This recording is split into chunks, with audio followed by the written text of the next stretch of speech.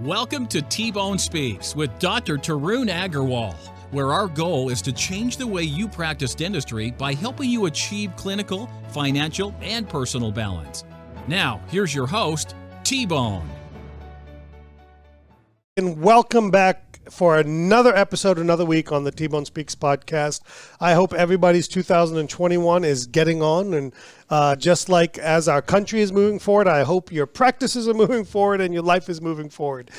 This week, we're going to do a remote guest with Dr. Kris Aadland, who was on back in November or December when she was here visiting as part of our Implant Continuum. And we're going to do a recap because she's had some changes in her practice, not just from the implant side, but also from the structure of her practice. And we want to talk about what caused that, what happened, what didn't go well, what did go well, and what the outcome of that has been. But before we get into that, let's go ahead and talk to Meredith and see what she has to say about our number one and only sponsor. Hi, everyone. We would love to have you in Raleigh for our 3D Dentist live patient implant training program whenever you are ready to start adding implants to your office. Kris Aadland has been through this program, so maybe she can add a little insight on that for you today. If you're not ready to travel, we do have online courses as well, and those are always available for 180 days. And also keep an eye out for our new community coming soon. And before we get into today's episode, I have a good, little long, but hope you're here for it, review. Are you reading the same ones over and over again? No, I still have hundreds that I haven't read. That's not true. We only have 100. We only have like 110. So that you means can't have hundreds. If you haven't left us a review, please leave us a review at Apple Podcast or wherever you listen to your podcast. I sound like a commercial when I say, or wherever you listen to your podcast. Perfect. A must listen for any dentist looking for a more fruitful career. I have been listening to T-Bone since I graduated from dental school in 2016. In an era of information overload, T-Bone is able to simplify the business and clinical aspects of dentistry so efficiently that always leaves you earning for more of his expertise.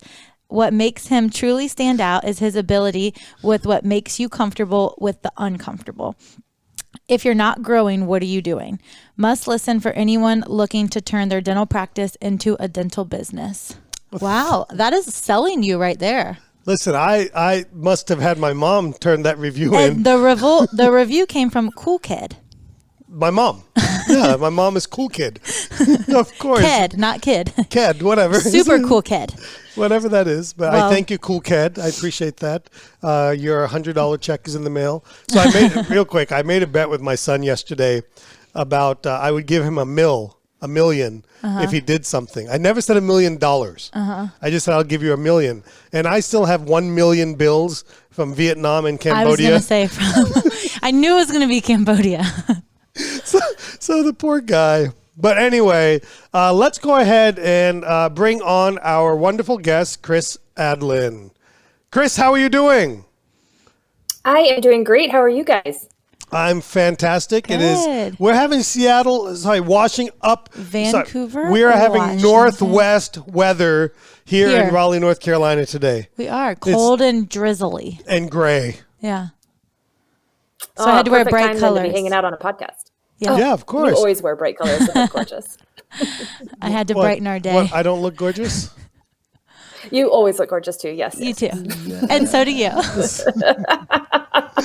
And you. Well, we're excited to have you here today. We wanted to give everyone an update on kind of you moving forward, moving the needle from our last podcast.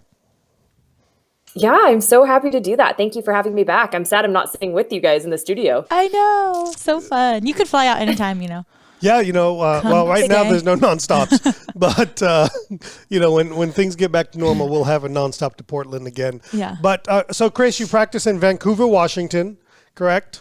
2 practices. I do. She owns 2 practices.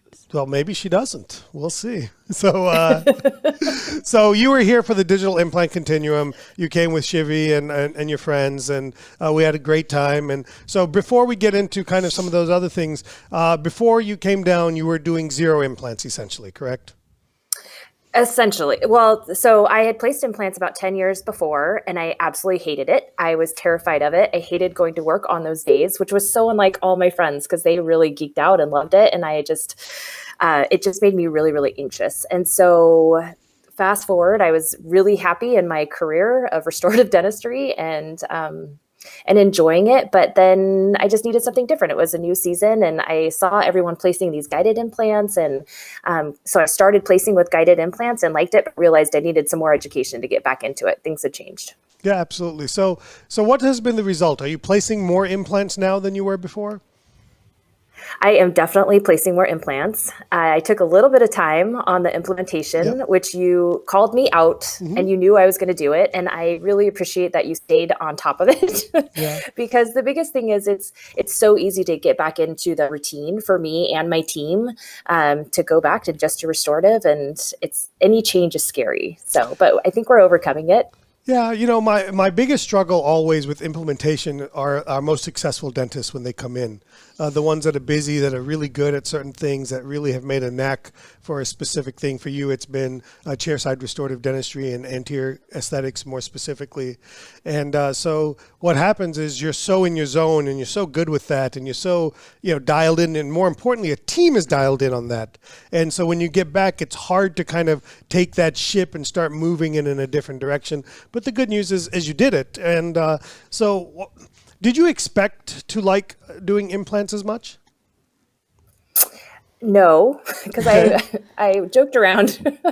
I joked around that I was really scared of blood. Some of that is just even I hated being on call on the weekends. Like I do same day dentistry, so I don't have a lot of emergencies and people aren't in pain with what I do because I refer everything that causes pain out. So now the thought of doing surgery was like, oh, I have to take this back on. But I'm trying really hard to love extractions. I'm trying so hard. I like the grafting part, but the guided implants, you should have the patients come to you with the tooth already taken out, and then you can you should have your surgeon take out the tooth, have them drive right over so you can put the bone in. That would I'm sure they'd love to give you the most expensive part. Well, the truth is there's so many edentulous sites already in your practice. And, when you're going through everything, the nice part for me is I have had kind of a slow implementation, but it's been very methodical, and it has been great because there are a lot of those sites. So I'm not lacking in it, which is good. Which, by the way, is a great point, because one of the things that we do stress is that we want you to do extractions and grafting because it really builds your implant business. But I'm glad to hear you say and remind everybody that there are plenty of edentulous sites with ample bone, so that way you don't have to be able to graft, or you don't have to hit the ground running with surgical extractions and grafting if you're not comfortable with that. But the good news for you, Kris, is as you get better with that part of it, you're going to get better and better in the extraction and the grafting part, and it's just going to be this snowball effect that will really expand your practice. I'm excited for it. It's been fun to watch already. Yeah.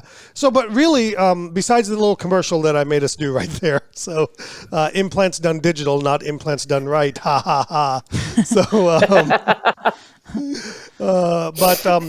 what really caught my eye was you sent me, and I thank you so much again. You sent me a really nice text right towards the end of December, early first part of the year, about how some things changed for you after you visited. You were actually here in October, I believe, correct? Yes. Yeah. Mm-hmm. Yeah, a couple times. Yeah, October 22nd to the 25th. Yeah, so that's when we recorded the podcast. So talk to us about what changed for you, why it changed. Let's kind of get into some of that stuff. Yeah, so I did a startup practice, and in a startup practice, hopefully the only way you go is up. And so I had a lot of continual growth for many, many years, and I was proud of that. And it was getting efficient and building the practice just in general with procedures and team members. And then all of a sudden you kind of hit a plateau in the sense like I was very comfortable in my schedule, and we still pushed ourselves and we still had growth, but it wasn't those double digits growth anymore. And any growth that we had was typically based on efficiencies or, sometimes some scheduling, but you can only move the needle so much. And so if I really wanted to go to that next step and really grow, I had to expand services, which is something that you talk about all the time. And then it's just realizing, like, do I really want to do that? Do I really want to face blood? So COVID, I had a lot of time to just hang out, and my friends were really loving implants. Mona Patel, she would just say, what are you doing? Why are you not placing? This is just ridiculous. Like, you put a guide in there and it's very step-by-step and regimented, which she knows is near and dear to my heart. And so I went for it and tried it. She's a pusher. What was she has a lot of energy. Mona is a pusher. Yes. A lot of energy. Yes, she does. I'm worried about how much energy she has, quite frankly. A good pusher. Awesome, because that's what you need. Yeah, you need that community that is going to help you drive and give you that safety net, because if something happens and goes wrong, then I have people I can call and talk to and trust, and I'm not going to get thrown to the wolves on Facebook or whatever. So it's been fun. So I texted you in December because I always geek out in my numbers, or maybe it must have been January. Right. And I sit down with my Excel spreadsheets and go over everything. And I had tremendous growth. Like, I got a note from my accountant being like, what happened? What did you just do? And so December by far was the biggest impact, because that's when we finally are getting our systems in place. We still have things that we're working on, especially with the team, but we never stop. But I'm excited for this next year. Yeah. So what caused, so let's talk about, so you had some impact, and clearly some of the growth is from the implant part of it. But to me, that's great, but that's not really what I loved about your message. Your message was that you worked less and you achieved this growth. So talk to us about that. What caused this? What was some of the fears that you had? And kind of tell our listeners what we're talking about. So I have a large, busy practice. I'm a PPO. I take all insurances. I love that I do that. Both my associate and I, we really like to be busy. But within being busy, and especially like I implemented a Solea laser. So then all of a sudden I'm doing so many more fillings. And we were kind of getting out of doing, I always do quad dentistry, but doing some of the bigger cases just because of scheduling. I just didn't have time anymore. And then I was just on a hamster wheel. And so it was terrifying to slow down, because you don't want to lose patients and you don't want to lose that trajectory. But I was definitely working harder, not smarter. So slowing down and realizing like I can be more efficient in my scheduling, and more importantly, delivering those ideas to my team and making sure it's implemented, which is just a constant over and over. Like, they're so used to squeezing everybody in, which you can squeeze only so many people in to make it fair to your team and to make it fair to the patients who have to wait. So we had to step back and really say, like, now with COVID, there are restrictions on how many people you can have in the building. And, during the shutdown, when I was seeing emergencies, like, it was awesome to sit there and really spend more quality time with the patients. You could do bigger things because you weren't rushed. And then to see that delivery through time as we open back up has been very impactful. So I cut down my days. I'm now working 3 days. And my average daily went up by almost 2,000 a day, which is incredible. Yeah. So basically you had, during a podcast or just a conversation even, you had talked about how you wanted to slow down, but I always said to you, why don't you just slow down? And you always said, but we're busy and we got patients. And so what was the fear in the past about slowing? What was the fear about going from 4 days to 3 days? I mean, what took you so long? The fear is just where are these patients going to go? Are they going to be upset when they're booked out even further? It's just fear of it's scary not to keep growing, because that's the only thing I've known is pushing forward. And the way that I always thought you had to push forward was to get busier. Yeah, but I want, so you said two key things there. You said it's scary not to grow, but then you just told me you're doing more in revenue. So isn't that a definition of growth? Is that your top line and your bottom line revenue are increasing? Growing doesn't 100%. Growing doesn't have to mean busier. And that's where I think dentistry has really lost touch, is that or just humans in general, we consider growth being busier and busier. And my goal is to be less busy.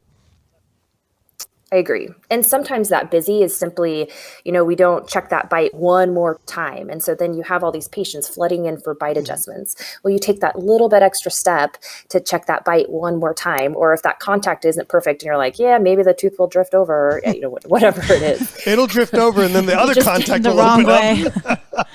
Yeah. Whatever excuse that you make because you're busy and you have to get onto that next patient, taking just that few more minutes of extra time, and then you can do more things within that procedure. I mean, it's awesome. Like, it really, slowing down has made us all more profitable, and our team is more energized and better. Like, this is the best team I've had ever. Yeah. So, or, with specific to CEREC owners, you can use the articulation function on your software and you can minimize how many bite adjustments that you have to begin with. It's simple things like that to me that are smart efficiencies because I don't want us to grow by doing more crowns. I want us to grow by doing more services in our practice. And so, all right, so now you decide, what caused you to just go ahead and how did you do it? How did you cut from 4 days to 3 days just right after our conversation? What made that happen? Well, I'd love to tell you that it was the next day, but it took time because I did have patients scheduled. And but the decision was the next day, essentially, because everything starts with a decision. So we got to have the decision first, and then the implementation starts. And too often what happens is we're waiting for the right time to do it, and then that's when the process starts. So the decision happens, and then you take the process, and then suddenly it magically happens after that. But you did it pretty quickly. 1 to 2 months is pretty quickly, given most of these schedules are scheduled out 4 to 6 months. Yeah. And part of that was I had a team meeting right away, and I had to tell them not what I was doing, but why I was doing it, because I needed them to be with me on that journey. And that was part of the fear too. I didn't want my team to think I was bailing on them or not there for them. I needed them to know exactly what my passions were and why they needed to, or not needed to be. I wanted them on board. And that is truly how it started. So when they rescheduled, then they had the dialogue and the conversation of the patients that they did need to reschedule and why. And talk to us about that, okay? So all right, so that's something I want to learn. I want to pass on to my team. So can you walk through what that dialogue looked like? So obviously, one of the key things is you're doing leadership. You're not just walking in and saying, "Hey, I want to go to 3 days a week," and praying that it happens, and then the figure it out, and then the team member says, "Well, the patients won't do it." So you're giving them specific instructions of, "Hey, this is what we want to say. This is the reasoning behind it," and you're role playing and coaching the verbiage. So kind of coach our listeners on this verbiage. What did they say to your patients? So for me, one of the big reasons I really am cutting back is because I obviously I love to mentor and I love to teach, and then I also love to give back. So part of the reason why I did cut back is because I'm doing a little bit of that give back and working with patients who are in need, and that was something that struck home. So the first thing I'm doing, you called me out and asked me to do a course, and so I am doing it and working with a lot of women with domestic abuse, and there's a lot that goes on behind the scenes. A lot of these women just had devastated mouths and need a lot of work outside of what we're doing in the course. And so I need to get them set up for that and the screening. And it's something that hits so close to home because my own family suffered a tragedy from it. So just being very open and honest, like I've had team members with me for 15 years, but they didn't know my aunt passed away because she was killed by my uncle. Like I didn't ever feel the delivery was necessary, but they did need to know why I was so passionate about this and why I was leaving my work family to do this other thing. So, just being vulnerable with them and telling them why was fantastic. And now they're behind me, and it's an easy conversation with the patients. Like, she is teaching and she's helping others give back. So that was a huge part, but it can be any reason. It can be as simple as burnout. Like, you talk about burnout a lot, and it's very real in our profession. Like, we're constantly struggling with the emotional side and the monetary side, and between teams and patients and the whole thing with the practice. And even physically, like, our backs start to hurt. So I've been in practice now going on almost 15 years, and like, I can feel the effects from it, and I don't want that. So if I can sit back chairside one more day to do other things that I get excited about that can further my own career in dentistry as well, and give back a little bit, like, why not? Were you surprised at your patient's response to all of this?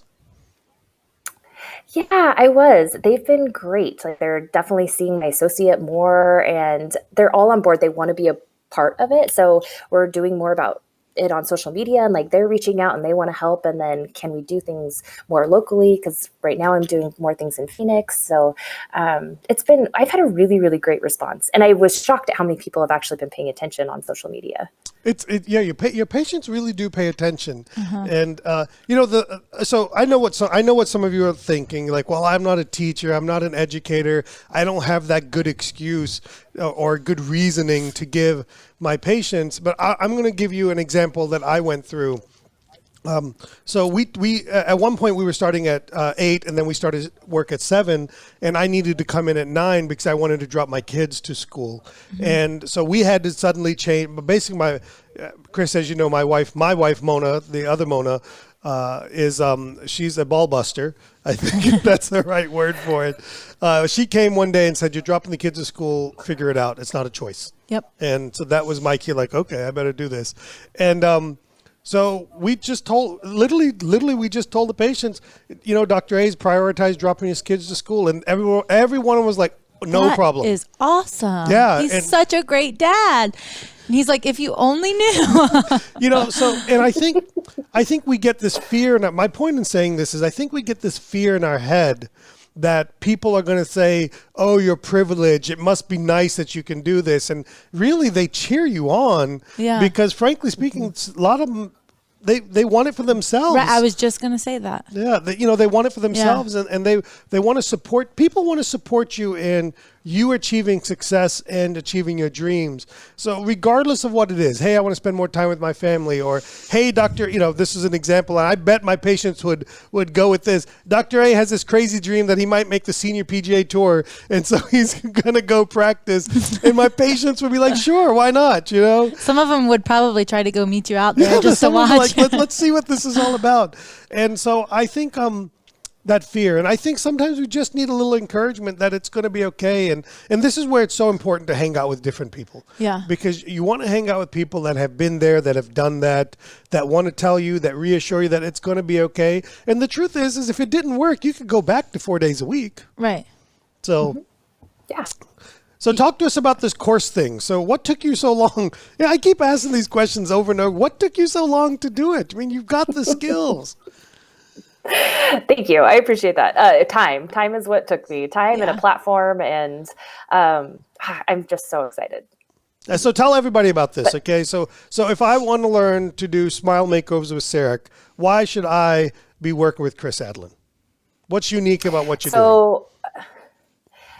I'd say one unique thing is we're doing live patient education. So I have built my practice on same day dentistry, and you don't have to use Sarek that way. There's so many different ways to use Sarek, but for me, especially doing smile design, I didn't want to take time outside of my daily practice. I built that within. So a good day for me absolutely is if I do 6, 8, or 10 crowns. So why not just spend my whole day doing that and delivering it for my patient same day? And it's something that I love. Like those are my favorite days because you get to see that before and after with the patient, and you did it with your own hands. And there's just so many things I've grown to love about it.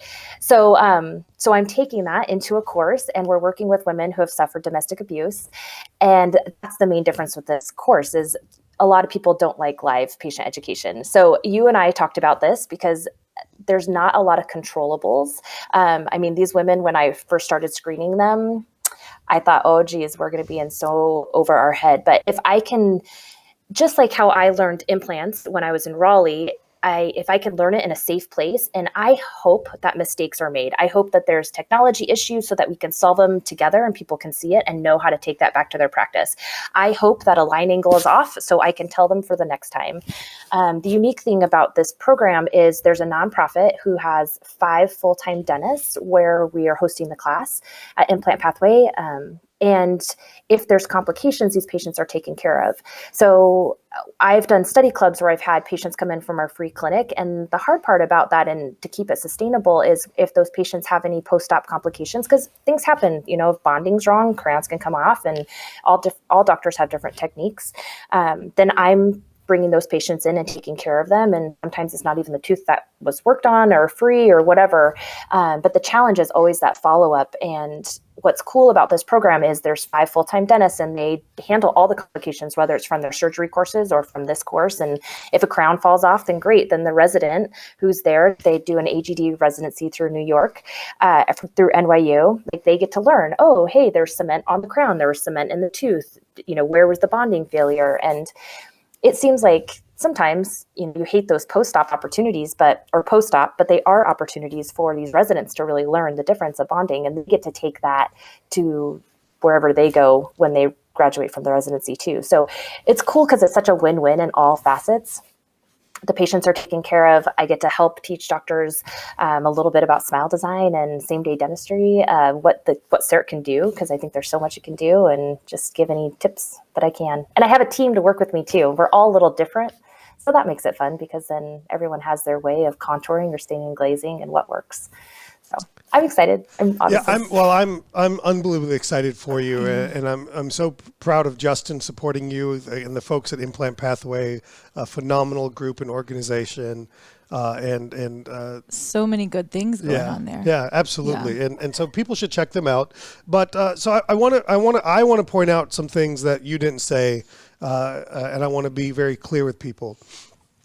One of the most important things I ever did in my life my professional life was take live patient education back in 1999. 3 months from graduating out of dental school, I was doing a live veneer class at LVI with the Las Vegas Institute back in 1999. And it really set a clinical path for my career.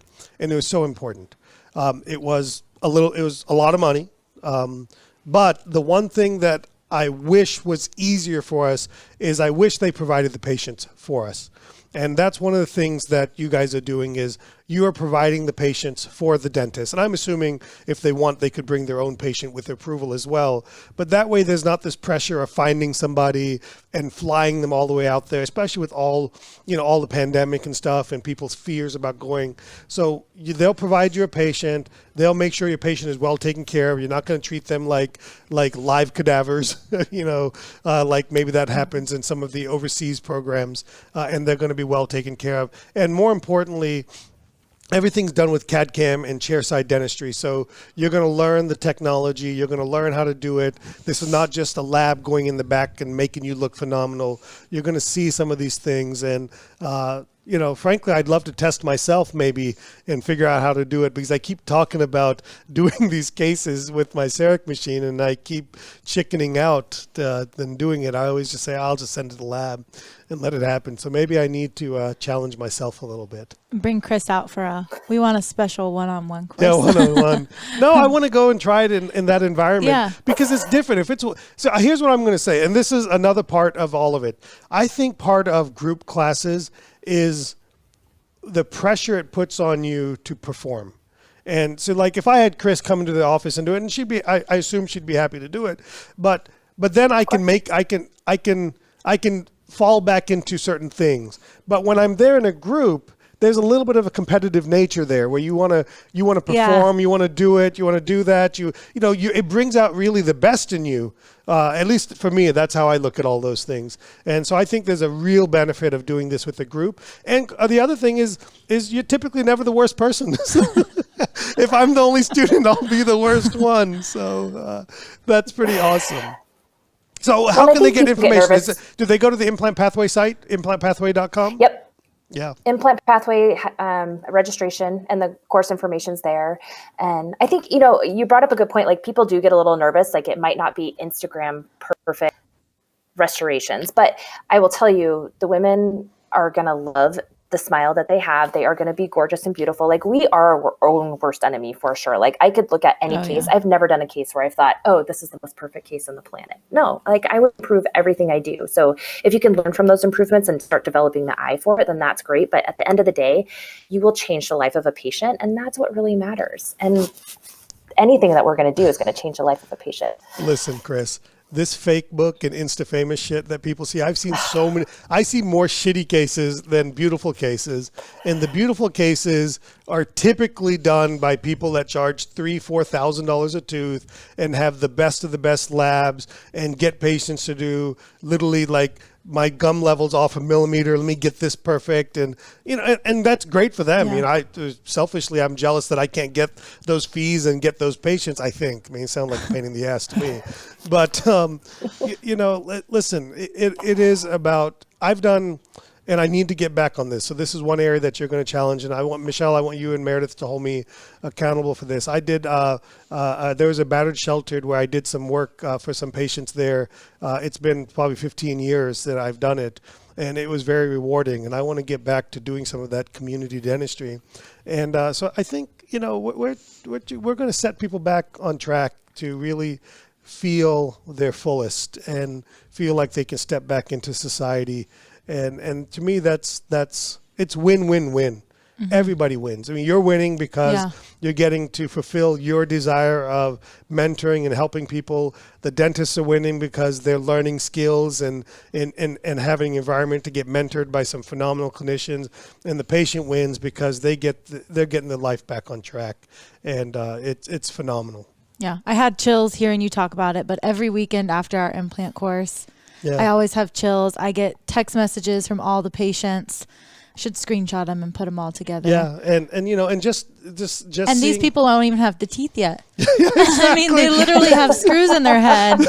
Some of them they walk out with less teeth than when they walked in. Right, and they're so thankful. I mean, I will never forget the patient that I worked on with Shivi. And I mean, I think we did 6 extractions and they were so hard. And there forever, he was so patient with us. And at the end of the day, he said, thank you. And you just think, it's so nice to have patients who are grateful for our services. And he was so sweet. Yeah, and I wanted to cry. And we did beat him up a little bit, and he did so good. Like, he looked great a few days later when I saw him. So it was awesome. So, Kris, I want to kind of put a bow on today's conversation. And so you came, you learned some implants, you added services to your practice. If I could be a little bit forward and pushy and say you probably felt that you didn't need to do it because you're doing plenty well enough. I was going to say that when you were saying, you didn't go back and implement it right away. Mm-hmm. I was going to say because you didn't need it. Yeah. The people who are doing well, they don't implement it right away because you don't feel like you need it. You spend all that money and then you kind of put it on the back burner, and that's where you're there to kind of push those people. Yeah, and that's the goal because I want to see everyone. I want to see the text messages, in our case, text messages until we get our community up. I want to see those messages of success or even failures. I mean, more importantly, hey, this didn't go well. So we pushed you to add procedures to your practice. Okay, you added a procedure that pays better, frankly speaking, and that allows you to earn the same. And we push you to get past the fear of going from 4 days to 3 days, and you've seen your practice grow. And how's that helped your associates and all of that other stuff in your practice? They're all just super excited. There's a lot of nervous energy, especially at the beginning. So an example of this is, so I'm like the Excel's queen. Like I have everything laid out. Like this is what we need to do. We need to order. And I try really hard to delegate. So one of my assistants like, I used to do surgery long ago. I'll take care of the ordering. Okay, great. So I didn't pay attention to that. And at first we ordered our small. Well, no, that was the second thing. Let me back up. The first thing that happened is in one of the surgeries, the patient was like, oh, this is so sweet. And we're thinking, so sweet. And she was talking about that there's blood in there and maybe she got some topical. Like, what is sweet? And then realized that like some things were sticky. We're like, oh, geez, why are things sticky? That's so funny. Maybe topical got here or there. Maybe we just went crazy with the topical. No. When we were cleaning up, we realized there was dextrose in the bag that we hung for saline. So I'm hoping the implant doesn't get a cavity. I don't know. But it said saline on the bag and that's what she saw. She just totally missed dextrose. Well, there's nothing like irrigating with sugar. I mean, that would be my dream come true. Who needs good berries when you can irrigate with sugar? He's going to be ordering that next week. The patient was really happy. She had a great experience. It tasted great the entire time. But that was something like, okay, so she only gained 5 pounds. Implementation. Right? That's a terrible thing. Was making sure I had those checklists of exactly what to order, who to order from, even just like having the auto notes and the consents. Like those were the things I was personally lazy on that now looking back, like for my course, I know now what to do. I'm going to copy you and just harass people all the time with text messages and say, do this. But it helped. It helped. It was great. Yeah. Anything else you want to talk about, or we're good? I'm just so thankful for everything. I mean, obviously, I've been listening to the podcast forever. I tell you all the time, the reviews are my favorite part. I still have not implemented that part in my practice, but we're him totally so sad. narrative. You don't have reviews in your practice?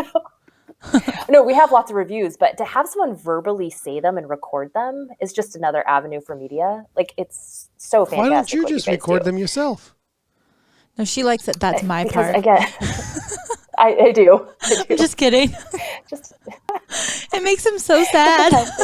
No, but I don't understand. So I think I told you when you were, I can't remember who I told. It may have been Dimple that your reviews can be your social media calendar for like an entire year. One a week. You Have someone not read even them. that. You can take one review and make it a image quote. Yeah. You can take one review and make it a audio quote. Right. You can take one review, the same review, and record it as a video reading it. And you can take one review and make it a, like a thing where the letters come on typewriter. The GIF, animated GIF thing. And literally one review is a post every day for the whole week. Yeah. And all of us have at least 52 reviews. So you can have a post every day of the year from just 50 reviews. Yeah. It's unbelievable what you can do. And we're all struggling so much to create content, and we get stuck in this create. And really we just need to repurpose the little things that we have to make And you it good. could reuse them every 6 months. Yeah, and who the hell, only 10% of your people see your stuff anyway. So just put it out there 10 times and you'll hit all 100 people. It's pretty amazing. Well, yeah, Kris, it's just finding the time to do it. well, there are people in the Philippines that Fiverr.com, my favorite. That's Fiverr.com is my thing. Anytime Michelle doesn't do something, I'm like, I can just replace you with Fiverr.com. I'll have a beautiful Filipino person doing it for me. He doesn't even know what they look like. It's a man posing as a woman. It's catfishing. I think that's what you guys call it. I've been catfished by Fiverr.com. I'm certain of it. It's an Indian dude, and his name is Amanda. Yeah. And he's going to ask him to start recording the things, and it's going to come across as he's going to expect some beautiful woman's voice. It's going to be like my Siri. Hello. Kris, thank you so much. Good luck to everything that you do. I will actually be in Arizona at the end of March with our sleep apnea course that we're actually doing at Implant Pathway. I told her. Justin has been so nice. So hopefully we'll see you. I'll be there. Hopefully we Yay. will see you there and we can all hang out. If you want, double check with Mona, my Mona. We might go out a day early so that we can go to Sedona or do something like that. So maybe you want to check with her and do that because I don't keep really you updated. I don't think she really wants to go out a day early with me. We might go shopping. I'll let you know. Perfect. I'm in. Okay. Always. Yeah. Kris, thank you so much. And everybody, thank you for listening to the T-Bone Speaks podcast. Thank you from the depths of my heart. Thanks so much for listening to T-Bone Speaks with Dr. Tarun Agarwal. Remember to keep striving for excellence, and we'll catch you on the next episode.